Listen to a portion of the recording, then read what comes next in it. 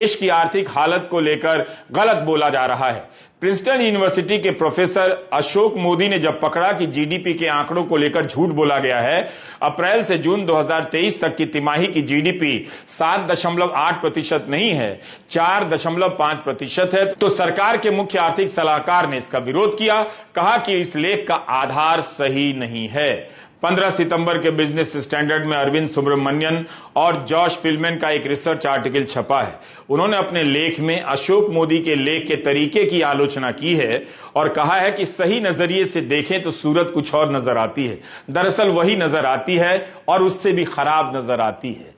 अरविंद सुब्रमण्यन मोदी सरकार के पूर्व मुख्य आर्थिक सलाहकार रह चुके हैं। यह उनके लेख की तस्वीर है। क्या अर्थव्यवस्था ऊपर चढ़ रही है या नीचे की तरफ ढल रही है? आइए समझते हैं भारत के विकास की कहानी। अंग्रेजी में जो लिखा है उसका हिंदी में यही मतलब होगा। यह लेख इस सवाल से शुरू होता है कि वित्त वर्ष 24 की पहली तिमाही की जीडीपी 7.8% बताई जा रही है और कहा जा रहा है कि G20 देशों में यह सबसे ज्यादा है। क्या यह सच है? इसी सवाल का जवाब यह लेख देता है जिसके बारे में हम आगे बात कर रहे हैं। 10 साल हो गए भारत की अर्थव्यवस्था पर तमाम दावों को लेकर ऐसे ही लेख पढ़ते हुए निकल गए। राजनीतिक हंगामों के बीच आर्थिक खबरें छूट जाती हैं।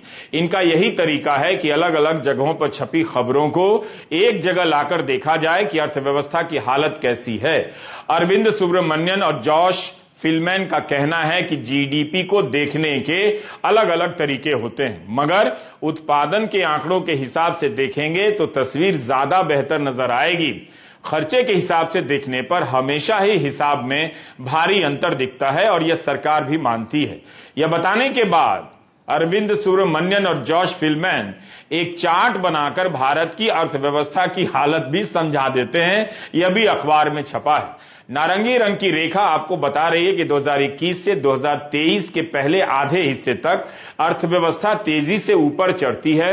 बीच बीच में रफ्तार धीमी भी होती है, लेकिन 23 के बाद धड़ाम से नीचे आने लग जाती है और यह गिरावट साधारण नहीं है बल्कि 14% की गिरावट है। यही वो गिरावट है जो भारत की अर्थव्यवस्था का हाल बता रही है। अरविंद सुब्रमण्यन और जॉश फिल्मैन यह भी बताते हैं कि जीडीपी के डेटा तैयार करने में भारत जिस प्रक्रिया को अपनाता है उसकी बहुत मुश्किलें हैं।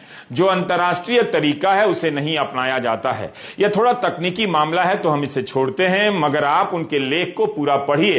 अरविंद दिखा रहे हैं कि किस तरह वित्त वर्ष की पहली तिमाही में जीडीपी धड़ाम हुई है। यह बेहद चिंता की बात है। यह भी बताते हैं कि एक साल से महंगाई 6% के औसत से बनी हुई है। कुल मिलाकर अर्थव्यवस्था पीछे की तरफ सरक रही है, वो भी बहुत तेज गति से। Business standard